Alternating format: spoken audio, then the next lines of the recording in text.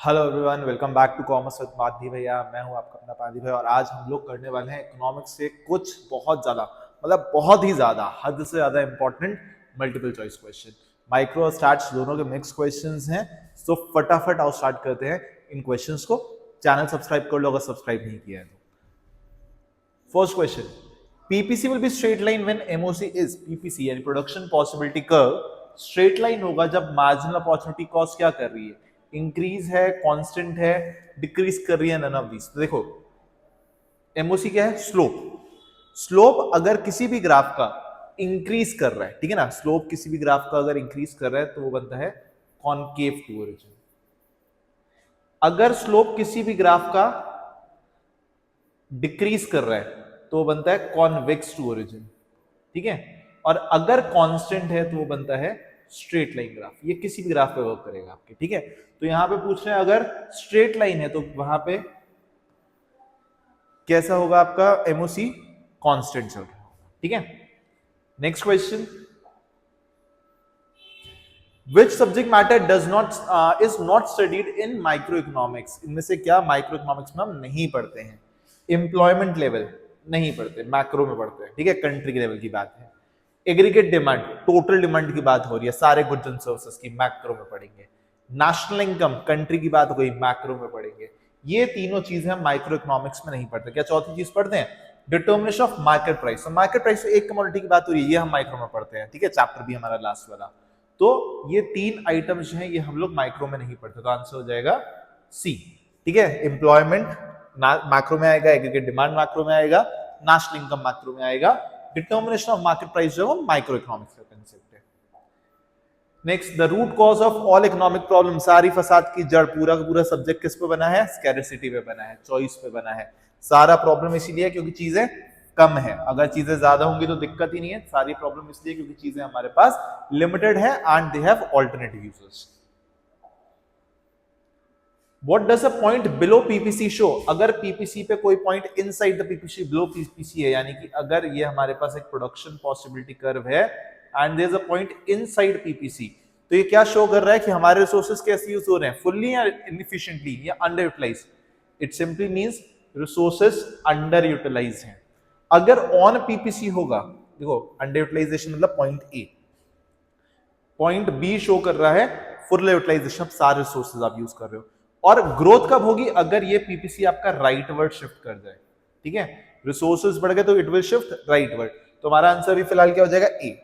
Below PPC है तो under utilisation of resources हो रहा होगा। Next, when MP is negative, ठीक है। अच्छा, प्रिंटिंग यहां पे कुछ गड़बड़ हो गई। टोटल प्रोडक्ट, ठीक है। टोटल प्रोडक्ट क्या करेगा जब मार्जिनल प्रोडक्ट नेगेटिव है? तो टोटल प्रोडक्ट क्या करेगा? इंक्रीज करेगा, डिमिनिश करेगा, जीरो होगा, नेगेटिव होगा। तो हमेशा क्या ध्यान रखना है, कभी भी मार्जिनल वाला अगर इंक्रीज करेगा तो टोटल वाला भी इंक्रीज करेगा एट इंक्रीजिंग रेट। मार्जिनल वाला अगर डिक्रीज कर रहा है बट पॉजिटिव है, टोटल वाला इंक्रीज करेगा एट डिमिनिशिंग रेट। मार्जिनल वाला कांस्टेंट हो गया, टोटल वाला मैक्सिमम पहुंच जाएगा अपना। एंड जब भी मार्जिनल नेगेटिव होगा, ठीक है, ठीक है, ये हो गया मार्जिनल जीरो। जब भी मार्जिनल नेगेटिव होगा तो total figure will start falling. तो यहां पे क्या है, मार्जिनल प्रोडक्ट नेगेटिव हो गया तो टोटल प्रोडक्ट भी क्या हो जाएगा, यहां से डिमिनिश करना स्टार्ट होगा। नेगेटिव नहीं होगा, डिमिनिश करना स्टार्ट करेगा, ठीक है। Next is which of the following is not a factor affecting demand? इनमें से किस चीज का डिमांड पे फर्क नहीं पड़ता, आपकी मांगों पे फर्क नहीं पड़ता? प्राइस ऑफ द कमोडिटी, सबसे ज्यादा सेंसिटिव हम तो प्राइस को लेके। आप रेट बढ़ाओ हम भाग जाएंगे आपकी दुकान से। प्राइस ऑफ रिलेटेड गुड्स, पड़ोसी के रेट चेंज हो गए, हमारे कस्टमर भाग जाएंगे, वहां फर्क पड़ता है डिमांड के ऊपर। पॉपुलेशन, ज्यादा जहां लोग होंगे वहां डिमांड ज्यादा होगी, जहां कम लोग हैं वहां डिमांड कम होगी, फर्क पड़ता है। सप्लाई ऑफ द गुड्स, ठीक है, सप्लाई का डिमांड से डायरेक्ट कोई रिलेशन नहीं है, तो this is not a factor affecting demand.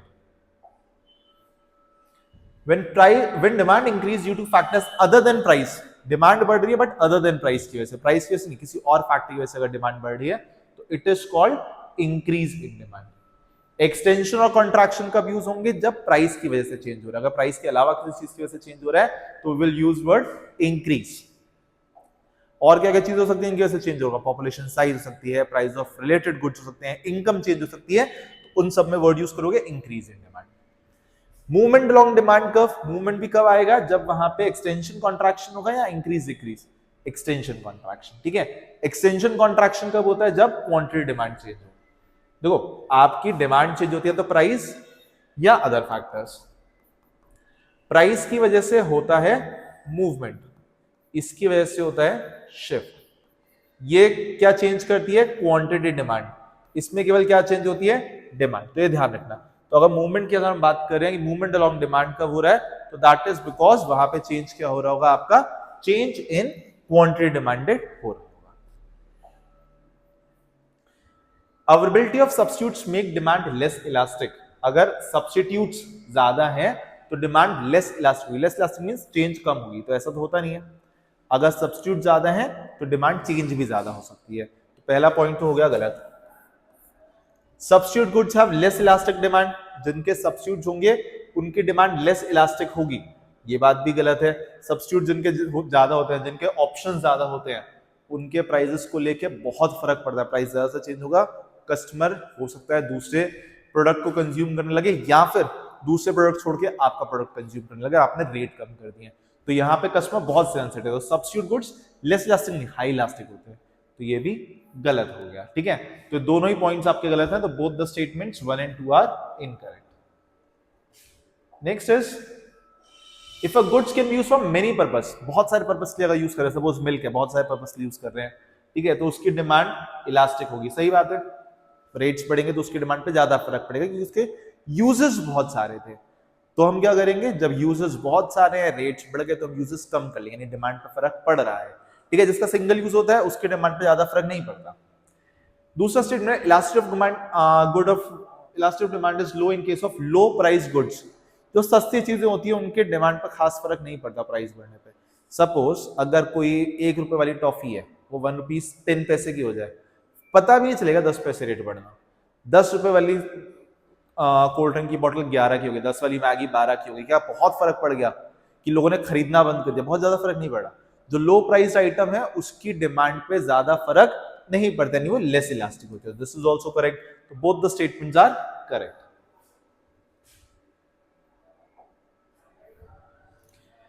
Which of the following statement is false? गलत क्या है? Increasing quantity demand is situation of extension of demand, अभी बताया था, सही है। क्वांटिटी डिमांड की वजह से एक्सटेंशन कॉन्ट्रैक्शन होता है, तो अगर इंक्रीज इन क्वांटिटी डिमांड हो रहा है तो एक्सटेंशन ऑफ डिमांड होगा, सही बात है। Change in demand curve is indicated by movement along the demand curve, अभी पीछे पढ़ा कि डिमांड अगर चेंज हो रही है तो क्या होता है, शिफ्ट होता है, मूवमेंट नहीं होता। तो दिस इज इनकरेक्ट, ठीक है। चलो आगे देखते हैं। Total cost at zero level of output, total cost क्या होती है, total cost is sum of total fixed cost and total variable cost. अब कह रहे हैं जीरो लेवल ऑफ आउटपुट है, प्रोडक्शन नहीं हो रहा है, तो क्या वेरिएबल कॉस्ट होगी, नहीं होगी। वेरिएबल कॉस्ट कब स्टार्ट होती है, प्रोडक्शन आप स्टार्ट करते हो, this is zero. But fixed cost is incurred even before production actually takes place, तो ये तो पहले ही हो चुका है, तो ये तो एग्जिस्ट करेगी। तो एट जीरो यूनिट टीसी किसके बराबर होगा, टोटल फिक्स्ड कॉस्ट के बराबर होगा। तो answer will be A, total fixed cost. Statistics is concerned with, अब स्टैट्स का क्वेश्चन आ गया। Statistics is concerned with aggregate of organised fact, inorganised, unorganised facts, useless facts or unrelated, so this will be organized facts. Next statement, the purpose of collecting statistical data needs to be decided in advance. आप किस purpose के लिए data collect कर रहे हो पहले से सोचना पड़ेगा, ऑब्वियस सी बात है, पहले से सोच के रखोगे ना, ये करना है इसलिए मुझे डेटा चाहिए, ये सारी इंफॉर्मेशन कलेक्ट करनी है, तो ठीक है। In plural terms statistics means statistical method, plural terms में स्टैटिस्टिक्स का मतलब क्या है, स्टैटिस्टिकल मेथड है, या सिंगुलर सेंस में होता है। Statistical method is singular sense, statistics plural sense मतलब क्या होता है, डेटा आप कलेक्ट करते हो, तो this is incorrect. First statement is correct but the second statement is not correct. The frequency distribution of two variable is known as, दो variable अगर हैं तो uni means one, bi means two, it is a bivariate distribution. Sub divided bar diagram, ठीक है, एक बार diagram जिसको आपने सब डिवाइड कर रखा है, ठीक है, जिसके आपने डिविजन्स बना रखे हैं, तो इससे हम क्या कर सकते हैं, रिलेशन बिटवीन डिफरेंट कंपोनेंट्स कर सकते हैं, कंपेयर कर सकते हैं क्या डिफरेंट कंपोनेंट्स को, बिल्कुल कर सकते हैं। तो आइदर ए और बी या बोथ ए और B, it is both A और बी, हम दोनों काम यहां पे कर सकते हैं। In a pie diagram, 1% of the value of the data is represented by an angle adjacent equal to, pi diagram में 1% वैल्यू शो करनी है। देखो 1% मतलब 1/100 कितने डिग्री का एंगल बनाएगी? पूरे एक सर्कल की डिग्री कितनी होती है? 360। तो 1/100 of 360 is 3.6 degree. Answer is a. ठीक है, तो 1% कितने से शो होगा? 3.6 डिग्री से शो होगा। What causes economic problem? सारे इकोनॉमिक प्रॉब्लम्स क्यों है? ऑल्टरनेटिव यूज ऑफ रिसोर्सेस, ठीक है, स्केर्सिटी ऑफ रिसोर्सेस, बिल्कुल, एंड हमारी वांट्स अनलिमिटेड है, ये बात भी सही है। तो answer is all of the above. Next, at lower price level elasticity of demand for commodity will be. जब प्राइस लेवल लो है तो इलास्टिसिटी में क्या ज्यादा फर्क पड़ रहा है? डिमांड पे। अगर लो प्राइस का आइटम है, मैगी का एग्जांपल लिया था ना, लो प्राइस आइटम है तो क्या ज्यादा फर्क पड़ेगा डिमांड पे? नहीं पड़ेगा। ठीक है, तो डिमांड वहां पे इन इलास्टिक होगी। असर्शन है indifference curve is convex to origin. ठीक है, indifference curve convex to origin होता है, हाँ होता है, मान लिया। MRS is increasing. अभी क्या पढ़ाया था? कॉन्वेक्स कब होता है? जब हमारा स्लोप क्या कर रहा होगा? डिक्रीज कर रहा होगा। तो एमआरएस क्या होना चाहिए? यहाँ पे डिक्रीजिंग होना चाहिए। ये गलत हो गया। Assertion is true but reason is false. Next, negative MR is possible only when price is declining. Negative MR कभी तभी हो सकता है जब प्राइस क्या हो? डिक्लाइन कर रहा हो, जब प्राइस कम हो रहा हो तभी नेगेटिव एमआर होगा। अच्छा, अंडर परफेक्ट, अच्छा इसको समझे जरा। Negative MR is possible only when price is declining. अगर प्राइस कम हो रहा होगा तभी एडिशनल इनकम जो है हमारी जीरो हो सकती है। तो पॉसिबल तभी होगा अगर प्राइस कांस्टेंट होता है। अगर एआर कांस्टेंट है, परफेक्ट कंपटीशन में होगा एआर कांस्टेंट, तो वहां पे एआर और एमआर बराबर होते हैं परफेक्ट कंपटीशन में। तो ये कब पॉसिबल है? जब एआर आपका स्ट्रेट लाइन ना चल रहा हो। कब नहीं होगा? परफेक्ट कंपटीशन नहीं होगा। तो जब, केवल और तब प्राइस डिक्लाइन कर रहा है, एआर डिक्लाइन कर रहा है, तभी नेगेटिव एमआर पॉसिबल है। सही बात है। परफेक्ट कंपटीशन में एआर और एमआर इक्वल होते हैं, कांस्टेंट होते हैं, ये बात भी सही है। ठीक है, तो ये इसका रीजन है क्योंकि परफेक्ट कंपटीशन में एवरेज रेवेन्यू कांस्टेंट है, मार्जिनल के बराबर है, तो इसलिए वो कभी भी डिक्रीज नहीं करेगा। वहां पे नेगेटिव एमआर पॉसिबल नहीं होगा। तो both are correct and correct explanation भी बन जाती है। Which of the following is not a characteristic of indifference curve? Indifference curve की कौन सा फीचर नहीं है? Indifference curve is convex to origin होता है। Higher indifference curve indicate higher level of satisfaction, ये बात भी सही है। Indifference curve do not intersect each other, ये भी सही है। Indifference curve is concave to origin, ये बात तो गलत हो गई। Indifference curve कैसा होता है हमारा? Indifference curve हमारा convex to origin होता है, पहला ही पॉइंट हमारा। ठीक है, तो answer is D. When total utility is maximum, अभी पीछे बताया टोटल और मार्जिनल का, टोटल मैक्सिमम है तो मार्जिनल क्या होगा? जीरो।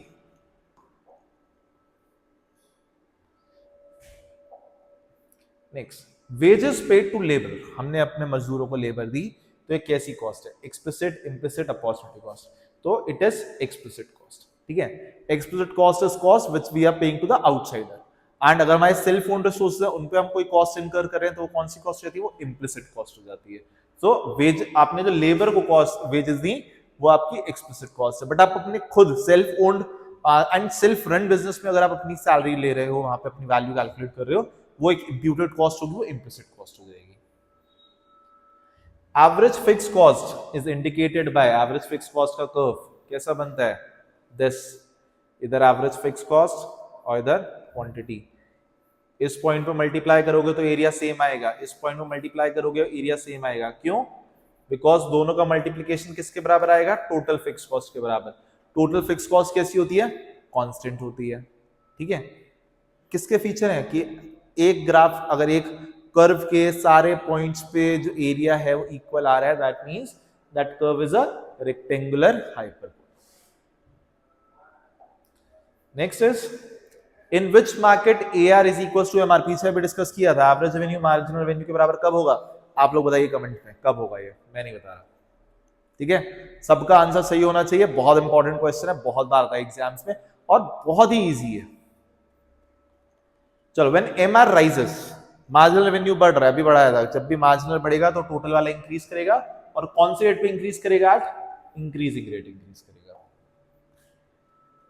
न्यूमेरिकल आ गया भाई।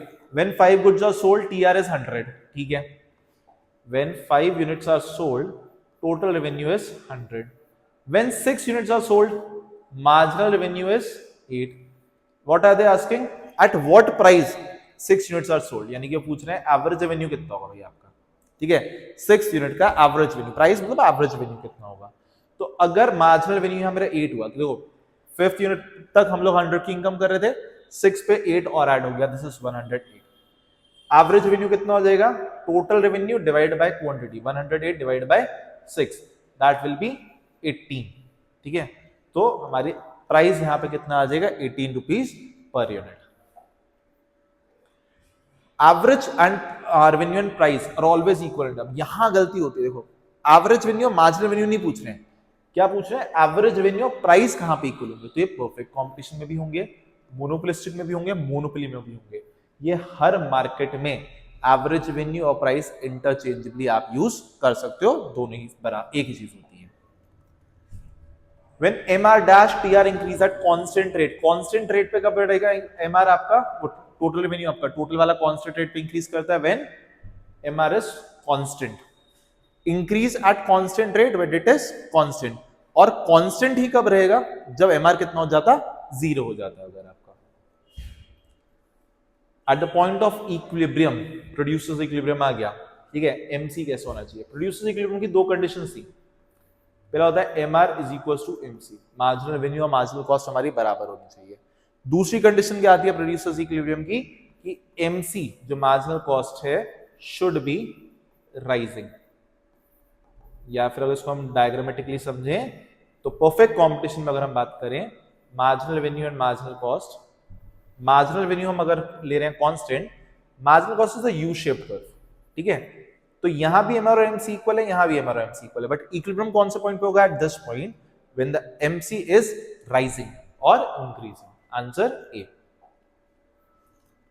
इन a perfectly competitive market firm is a price maker होती नहीं है, फर्म तो प्राइस टेकर होती है, ठीक है, और इंडस्ट्री कौन होती है? प्राइस मेकर होती है। एक सिंगल फर्म प्राइस को चेंज नहीं कर सकती है, एक अकेला बंदा जो है प्राइसेस को चेंज नहीं कर सकता, बट पूरी मार्केट, पूरी इंडस्ट्री जो है उसकी सप्लाई को चेंज कर सकती है, तो वहां प्राइसेस फ्लक्चुएट हो जाएंगे। तो फर्म जो है वो प्राइस टेकर है, बट जो इंडस्ट्री है वो प्राइस मेकर है। Under perfect competition the firm earns normal profit, normal profit means there is total revenue is equal to total cost. वो कब होगा? लॉन्ग रन में। किसकी वजह से होगा? Large number of buyers and sellers नहीं, इसकी वजह से तो क्या होता है? इसकी वजह से the firm becomes a price taker. Absence of selling cost, this is an implication of perfect competition. Free entry and exit, देखो होमोजेनियस की वजह से भी क्या होगा? होमोजेनियस की वजह से भी कांस्टेंट रेट रहते हैं, प्राइस टेकर बन जाती है firm, but free entry and exit की वजह से क्या होगा? लॉन्ग रन में हमारी फर्म नॉर्मल प्रॉफिट कमाएगी। जब ज्यादा प्रॉफिट होना शुरू होगा और फर्म्स आ जाएंगी, एक्स्ट्रा प्रॉफिट खत्म कर देंगी, कम प्रॉफिट होना शुरू हो जाएगा, लॉसेस होने शुरू हो जाएंगे, फर्म्स चली जाएंगी मार्केट से, अगेन लॉसेस सेटल हो जाएंगे। So answer is free entry and exit. Next, dash refers to the minimum price fixed by the government which is above equilibrium price. वो minimum price जो गवर्नमेंट ने set किया equilibrium price से ज्यादा है, लेकिन equilibrium आ रहा है यहाँ, this is demand, this is supply, equilibrium आ रहा है इस रेट पे, लेकिन गवर्नमेंट ने कहा नहीं भाई आपको मिनिमम इतने रेट पे तो सेल करना ही करना है, ठीक है, मिनिमम इतने रेट पे परचेज करना ही करना है। ये किसके लिए होता है? फार्मर्स के लिए गवर्नमेंट करती है ना, मिनिमम प्राइस सेट कर देती है। Minimum price means price floor, but this is also called minimum support price जो गवर्नमेंट दे रही है। तो answer is both A and B. What will be the effect on equilibrium price and equilibrium quantity when income increase in case of normal goods? Income बढ़ गई तो इसका impact क्या पड़ेगा, ठीक है। What will be the effect of equilibrium price and equilibrium quantity? Income increase in case of normal goods. Income बढ़ने का मतलब क्या होता है? इनकम बढ़ी नॉर्मल गुड्स केस में, डिमांड बढ़ेगी। अब जब किसी चीज की डिमांड बढ़ती है तो क्या होगा? उसके रेट्स भी वो पुश करेगी मार्केट में, ठीक है, डिमांड पुश करेगी रेट्स को ऊपर की तरफ, तो डिमांड बढ़ी तो क्वांटिटी भी बढ़ रही है और प्राइस भी आपके बढ़ रहे हैं। Both equilibrium price and quantity will rise, ठीक है। Schedules are filled by, schedules क्या होते हैं? क्वेश्चन आया जो किसी और के थ्रू फिल करवाए जाते हैं, तो फिल करवाने वाला होता है इन्वेस्टिगेटर जो फिल करवाता है, ठीक है, तो ये आंसर नहीं हो सकता। रिस्पोंडेंट होता है जिससे हम इंफॉर्मेशन ले रहे होते हैं, तो ये आंसर नहीं हो सकता। एन्यूमरेटर इज द पर्सन जो जाता है और जाके वहां फिल करता है शेड्यूल्स को, ठीक है। जब रिस्पोंडेंट खुद फिल करेगा तो that is the questionnaire, but जब वो फिल करवाया जा रहा है थ्रू एन्यूमरेटर तो उनको बोलते हैं हम schedules. Which of the following method is used for estimation of population in country? Country में पॉपुलेशन, हमारी कंट्री में पॉपुलेशन लोग मेजर कर रहे हैं, कौन सा मेथड लगाते हैं? Census method. उसमें सबको कवर किया जाता है। Classification on data on basis of time period, time के हिसाब से करेंगे तो क्या होगा? ज्योग्राफिकल होगा लोकेशन पे, क्रोनोलॉजिकल होगा टाइम पे, क्वालिटी के बेसिस पे करेंगे तो क्वालिटेटिव, और नंबर्स के बेसिस पे करेंगे तो quantitative data. In statistics, dash refers to the aggregate of all items or units related to any subject. किसी, जब सबको काउंट कर रहे हैं, सैंपल क्या सबको काउंट कर रहे हैं? नहीं होगा। Sample is a selected items out of the total. Total को क्या बोलते हैं हम लोग? पॉपुलेशन। पॉपुलेशन, या फिर एक और टर्म बोल सकते हो इसको आप, यूनिवर्स, ठीक है। इकोनॉमिक्स में हमारा पॉपुलेशन यूनिवर्स क्या रहेगा? टोटल या aggregate of all those people, all those things जिसके ऊपर हम स्टडी कंडक्ट कर रहे हैं। जो the following pair represent substitute goods. Substitute means which can be used in place of each other. Car and petrol एक दूसरे की जगह पे यूज नहीं होते, but juice and cold drink एक दूसरे की जगह पे यूज किए जा सकते हैं। तो this is an example of substitute goods. चलो ये अच्छा क्वेश्चन है, देखो केस बेस्ड क्वेश्चन है, ध्यान से देखना। रिया, रिना, गीतिका, रितिका, चार सहेलियां एक साथ मिलकर बातें कर रही हैं। क्या बातें कर रही हैं? They are discussing about relationship. आगे बढ़ लो, मार्जिनल कॉस्ट का रिलेशनशिप, अलग ही रिलेशनशिप चल रहा है। मार्जिनल कॉस्ट और एवरेज कॉस्ट का रिलेशनशिप, ठीक है, इनका अपना थोड़ा यहाँ पे प्रॉब्लम चल रहा है। देखो क्या है, रिया ने कहा जो मार्जिनल कॉस्ट कर्व है वो एसी कर्व को अबव से कट करता है। रीना कह रही है कि नहीं भाई, एसी कर्व जब तक फॉल कर रहा है मार्जिनल कॉस्ट जो रहेगा वो एवरेज कॉस्ट से नीचे रहेगा। सब कुछ समझने से सबसे अच्छा तरीका क्या है? ग्राफ बना लो। Average cost curve U shape ये रहा, मार्जिनल कॉस्ट कर्व इसको लोएस्ट पॉइंट पे कट करता हुआ ये रहा, ठीक है।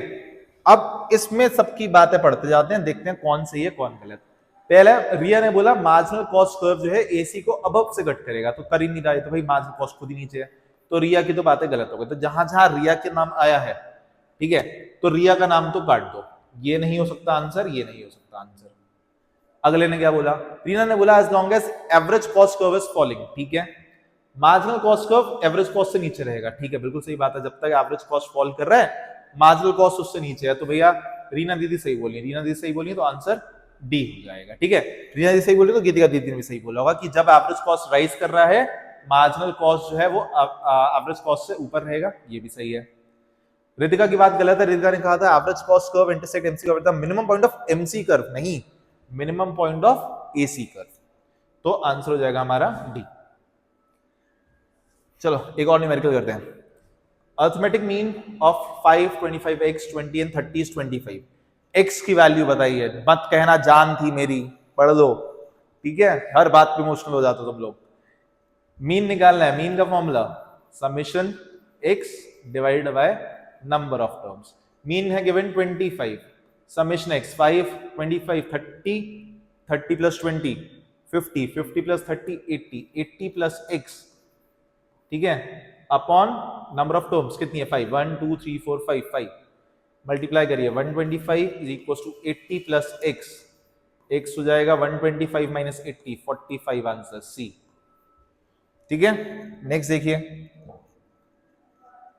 Data collected by investigator through direct personal investigation, ठीक है, मैं इन्वेस्टिगेटर हूं, मैंने डायरेक्टली जाके अगर आपसे डेटा कलेक्ट किया, आपसे पूछा आपका नाम क्या है, एड्रेस क्या है, पॉकेट मनी कितनी मिलती है, so that is called primary data. जो किसी और का कलेक्टेड डेटा हम लोग टीप लेते हैं, ठीक है, अगर हम लोग कॉपी करने में बहुत एक्सपर्ट है, किसी ने मेहनत करी, हमने उसको बस क्रेडिट ले लिया, सारा डेटा उसका चुरा लिया, सेकेंडरी डेटा। किसी और की मेहनत यूज करना, सेकेंडरी डेटा। खुद आपने डेटा कलेक्ट किया अपने पर्पस के अकॉर्डिंग कि मुझे क्या इंफॉर्मेशन चाहिए, प्राइमरी डेटा। इनमें से कौन सी इकोनॉमिक एक्टिविटी है? क्या कंज्यूम करना इकोनॉमिक एक्टिविटी है? बिजनेस स्टडीज में कह देते हो तुम लोग, नहीं सब पैसे कमाने के लिए केवल इकोनॉमिक एक्टिविटी नहीं। जहां भी इकोनॉमिक रिसोर्सेज यूज हो रहे हैं, जहां पे आपको रेशनली अपनी सोच लगानी पड़ रही है, जहां पे आपको अपने रिसोर्सेज यूज करने पड़ रहे हैं, वहां पे इकोनॉमिक एक्टिविटी है। कंज्यूम कर रहे हो, सोच रहे हो, पैसे खर्च कर रहे हो। प्रोडक्शन, अगेन ये तो है economic activity. Distribution, sale and purchase, ये भी इकोनॉमिक एक्टिविटी है। तो all of the above are economic activities, ठीक है। The population of a country classified in terms of status. अब देखो स्टेट्स के यानी कि एरिया के हिसाब से डिवाइड कर रहे हैं। स्टैटिक नहीं होगा, क्रोनोलॉजिकल भी बताता है, टाइम के लिए होता है ज्योग्राफिकल, ठीक है, ज्योग्राफिकल या फिर उसको आप बोल सकते हो स्पेशल क्लासिफिकेशन, ठीक है। ये दोनों नाम आ सकते हैं अगर आप डिवाइड कर रहे हो on the basis of area. Next है assertion, arithmetic mean is affected by extreme values, ठीक है। अब अर्थमेटिक मीन तो पता है, लेकिन एक्सट्रीम वैल्यूज क्या है, एंड्स की वैल्यू। मतलब अगर एक डेटा हमें यहां दे रखा है 26, 35, ठीक है, 38, 37, 40, ठीक है, 39, 40, ये ना अगर एक्सट्रीम वैल्यू चेंज हो जाए तो मीन पे फर्क पड़ेगा। एक्सट्रीम वैल्यू मतलब अगर ये नंबर चेंज कर दूं, ये नंबर चेंज कर दूं तो मीन पे फर्क पड़ेगा, बिल्कुल पड़ेगा। क्यों पड़ेगा? क्योंकि मीन कैसे कैलकुलेट करते हो, सबका सम चाहिए आपको। मीन के लिए you need sum of every item. जब सबको प्लस करोगे तो ये नंबर का चेंज हुआ तो इसका इफेक्ट भी आएगा, ये नंबर का चेंज हुआ इसका इफेक्ट भी आएगा। तो mean is affected by extreme value, बिल्कुल सही बात है। All the items are considered while computing the mean, यही आपको बात समझाई अभी कि हाँ सबको हम लोग कंसिडर कर रहे हैं इसलिए फर्क पड़ेगा, ठीक है। तो both are correct and correct explanation भी। Median is not affected by extreme value, this is also correct. Median क्या होता है? Centre most number. अगर नंबर है हमारे पास 5, 10, 15, अगर ये चेंज कर दूं मैं 5 और 15 की जगह कर दूं इसको मैं 3, 10, 13, क्या फर्क पड़ा? नहीं पड़ेगा। इसमें भी सेंटर नंबर असेंडिंग ऑर्डर में सेंटर नंबर 10, ये भी असेंडिंग ऑर्डर में है सेंटर नंबर 10। तो मीडियन को कॉर्नर वैल्यू से एक्सट्रीम वैल्यू से फर्क नहीं पड़ता, सही बात है। Median depends upon middle most observation of order data. Order data ascending या डिसेंडिंग ऑर्डर में अरेंज डेटा, उसकी मिडिल वैल्यू से मतलब है। तो yes, both are correct and reason is the correct explanation. Which of the following information can be derived with the help of histogram? Histogram की help से इनमें से कौन सा डेटा आप निकाल सकते हैं? अगर आपको ऐसे बना के दे दूं, फ्रीक्वेंसीज बनी हुई हैं, ठीक है, ये अलग अलग फ्रीक्वेंसीज बनी हुई हैं, तो इसमें आपको बताना है कौन सा मीन निकाल सकते हो, नहीं निकलेगा, मीडियन नहीं निकलेगा। But mode, what is mode? Mode means highest frequency जिसकी है, दिख जाएगा ना यहाँ पे, तो हाईएस्ट फ्रीक्वेंसी वाला मोड हो गया। तो हिस्टोग्राम की हेल्प से आप मोड कैलकुलेट कर सकते हो। If the correlation coefficient is 0, अगर 0 है तो इसका मतलब क्या है? 0 मतलब 0, कोई मतलब ही नहीं है। पॉजिटिव भी कोरिलेशन नहीं है, नेगेटिव भी कोरिलेशन नहीं है, वहां पे कोई कोरिलेशन ही नहीं है। तो इफ कोरिलेशन का answer is 0, coefficient is 0, that simply implies that there is no correlation between two variables. The method of correlation which uses rank correlation किसने दिया था? हमारे स्पीयरमैन अंकल ने। स्पीयरमैन्स रैंक कोरिलेशन, ठीक है। परफेक्टली नेगेटिव कोरिलेटेड आइटम्स, ठीक है, perfect negative correlation, तो आर की वैल्यू क्या होगी? नेगेटिव बोला है तो माइनस में होगी, परफेक्ट बोला है तो 1, ठीक है। 0 में होता है नो, 0 में नो, +1 में परफेक्टली पॉजिटिव, -1 में परफेक्टली नेगेटिव। अगर 0.25 तक रहोगे तो लो वैल्यू, 0.75 एंड 0.25 के मिड में अगर आप हैं तो this is moderate level of correlation, और 0.75 से 1 तो वो आपका हाई डिग्री ऑफ कोरिलेशन होता है, ठीक है। लेकिन हम बात कर रहे थे यहाँ पे perfect negative, that simply implies -1। The value of Spearman rank correlation lies between, चाहे Spearman का निकालो चाहे आप Karl Spearman निकालो, it is between -1 and 1 always. Which of the following statement is true? इनमें से कौन सा स्टेटमेंट ट्रू है? Correlation implies causation. Correlation में से causation, मतलब correlation दो डेटा के बीच में cause क्रिएट करता है? नहीं। कई बार आप दो डेटा को रिलेट करोगे, हो सकता है कोरिलेशन निकल के आ जाए, बट उसमें कोई कॉज हुई आपको समझना पड़ेगा, क्या एक्चुअली में ऐसा है भी या केवल यहाँ पे डेटा की मैनिपुलेशन वैसे ऐसा आ रहा है। तो कोई कॉज इंप्लाई नहीं करता है, ठीक है, वो आप खुद थियोरेटिकली उसको समझ के लॉजिक्स लगा के फिर बनाते हो। थ्योरी ऑफ डिमांड में लॉजिक लगा कि हाँ ऐसा है, वरना कोई से भी दो नंबर आपस में कोरिलेट करें दैट डजंट ऑलवेज मीन कि उनके बीच में कोई cause and effect relationship.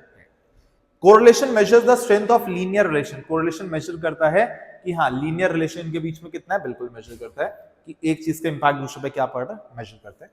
Correlation express cause effect नहीं करता, वो हम एक्सप्लेन करते हैं कि इफेक्ट है भी या नहीं है, ठीक है। कई बार कोरिलेटेड आइटम्स होते हैं बट उनपे कॉज एंड इफेक्ट रिलेशनशिप नहीं होते हैं।